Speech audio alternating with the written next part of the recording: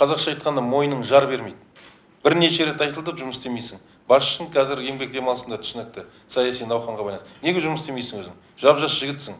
Талай нәрседен үмітің бар алда. Неге жұмыс істемейсіздер? Нұрымбет Аманұлы, неге жұмыс жасамадыңыздар? Неге министрлікпен жұмыс жасамадыңыздар? Осыны қарайтынын білесіздер. Бүгін бізге байланысты, біздің облысқа байланысты қандай сын бар, қандай бізде кемшіліктер бар деп неге сұрамадыңыздар? Неге сұрамадыңыздар? Неге жұмыс істемедіңіздер?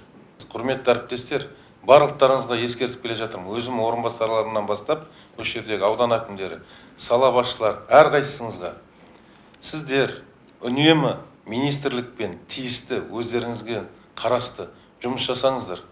Үнемі байланыста болыңыздар. Бізге байланысты, біздің өңірге байланысты қандай ұсыныстарыңыз бар? Біздің өңірде қандай кемшіліктер орын алып жатыр? Сол кемшіліктер болса, соны бірге жөндейік деп үнемі байланыста болуларыңыз керек қой. Осындай үкіметтің отырысында қарайтын кезде, болмаса өздеріңіздің жиындарыңыз болады, коллегаларыңыз. Соның алдында міндетті түрде байланысу керек. Бір апта бұрын, бұл премьерге мына ақпараттардың бәрі бір апта бұрын кіреді.